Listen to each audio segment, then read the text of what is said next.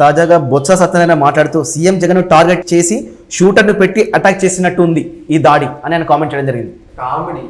కామెడీలు బొత్స గారు కామెడీలు చేస్తారు. ఏంటంటే ఈయన గతంలో కూడా అందరూ చదువుకుంటే ఉద్యోగాలు ఎట్టా అన్నాడు. ఈయన చెప్పేది అర్థం కూడా కాదు సరిగ్గా.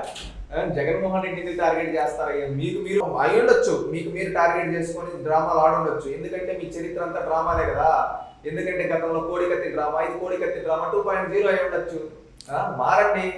పవన్ వంటి సినిమా సెలబ్రిటీలకు డ్రామాలు తెలుసు, జగన్ యాక్టర్ కాదు రియల్ హీరో అని కూడా చెప్పడం జరిగింది. జగన్ రియల్ హీరో కాదు, రియల్ హీరో. రేపు ఏమైపోతుందో తెలుసా? జగన్మోహన్ రెడ్డి నటన బాగా చేస్తాడు. పవన్ కళ్యాణ్ గారు సినిమాల్లో మాత్రమే నటించగలుగుతారు. జగన్మోహన్ రెడ్డి నిజ జీవితంలో కూడా నటిస్తా ఉన్నాడు. బహుశా జగన్మోహన్ రెడ్డి గారికి సినిమా ఫీల్డ్ దగ్గర వెళ్ళి ఉంటే ఆయన మించిన యాక్టర్ ఉన్నాడేమో. ఎందుకంటే ఆయన ఆ విధంగా యాక్టింగ్ చేస్తాడు. గతంలో వాళ్ళ బాబాయ్ చనిపోయినప్పుడు బయటకు వచ్చేసిన యాక్టింగ్, అప్పుడు కోడికత్తి చేసినప్పుడు యాక్టింగ్, నిన్న చేసిన యాక్టింగ్, ఇవన్నీ చూస్తుంటే జగన్మోహన్ రెడ్డి సినిమా ఫీల్డ్ లో ఉంటే మిగతా హీరోలు ఏమైపోయి ఉంటారో అని తెలిసి నవ్వొస్తా ఉంది. మారండి అయ్యా. డ్రామాలు జగన్మోహన్ రెడ్డి ఎక్స్పర్ట్. నటన జగన్మోహన్ నటన తెలీదా? శవాన్ని చూస్తే నవ్వుతాడు. ఏంటయ్యా ఇది? మారండి. 2 చోట్ల పోటీ చేసి ఓడిపోయిన చరిత్ర పవన్ కళ్యాణ్. అలాంటి పవన్ కళ్యాణ్కి పరిపక్వత రావాలంటే మరొక 25 ఏళ్ళు పడుతుందని కూడా కామెంట్ చేయడం జరిగింది. ఒకటి, రాజకీయాల్లో గెలుపోవటంలో సహజం. ఎంతో మంది ఓడిపోయారు, నువ్వు ఓడిపోలేదా 2014లో? ఏం రాజకీయాల్లో ఏంటంటే ప్రతి ఒక్కటి నేను ఒకటి చెప్తా, గెలుపోవటం అనేది మనుషులు డిసైడ్ చేయవు. నువ్వు పరిపక్వత గురించి మాట్లాడుతున్నావు, మీ నాయకుడి పరిపక్వత గురించి మాట్లాడే బొత్స. మీ నాయకుడు ఏం చేస్తూ ఉన్నాడు ఈరోజు? మీ నాయకుడి చరిత్ర ఏంటి? మీ నాయకుడి బ్రతికేంటి? మారండి.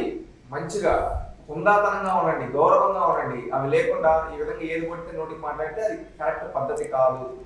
పవన్ కి ఎన్ని సీట్లు గెలుస్తాడో చెప్పగలడా?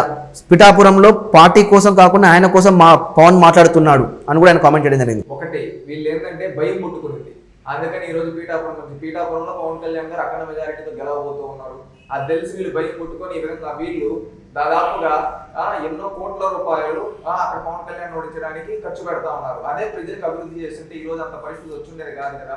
ప్రజలకు అభివృద్ధి చేయలేదు కాబట్టి ప్రజలు ఆల్టర్నేట్ కోరుకుంటున్నారు. ఆ ఆల్టర్నేట్ కోరుకుంటూ ఉంటే మీకు భయం పుట్టుకుంది. ఇకనైనా మారండి. చంద్రబాబు పేరు చెప్తే గుర్తొచ్చే పథకం పేరు ఒకటి చెప్పమనండి. పవన్ కి వ్యవస్థల గురించి ఏం తెలుసు? సీఎం జగన్ కు గాయం అయితే ప్రధాని సహా ప్రతి ఒక్కరు స్పందించారు, అది వ్యవస్థ అని కూడా ఆయన కామెంట్ చేయడం జరిగింది. ఒకటి, వ్యవస్థల గురించి మీరే మాట్లాడాలి. రాష్ట్రంలో అన్ని వ్యవస్థల్ని భ్రష్టు పట్టించింది ఎవరు? ఈ రోజు నువ్వు మాట్లాడుతున్నావు కదా విద్యా వ్యవస్థ గురించి. నీ విద్యా వ్యవస్థలో దాదాపుగా హై స్కూల్ నుంచి జూనియర్ కాలేజీలకు ప్రమోట్ చేసిన దగ్గర 67% మంది ఫెయిల్యూర్ ఉన్నారు. దాని గురించి మాట్లాడవయ్యా బొత్స. దాని గురించి ఏ రోజున రివ్యూ పెట్టావా? మళ్ళీ నువ్వు ఇంకొకటి అడుగుతూ ఉన్నావు. చంద్రబాబు నాయుడు గారి పేరు చెప్తే ఒక పథకం రైతు బజార్లు ఎవరయ్యా పెట్టింది? డ్వాక్రా ఎవరయ్యా పెట్టింది? ఇవన్నీ ఎవరు పెట్టింది? అవన్నీ తెలుసుకోండి.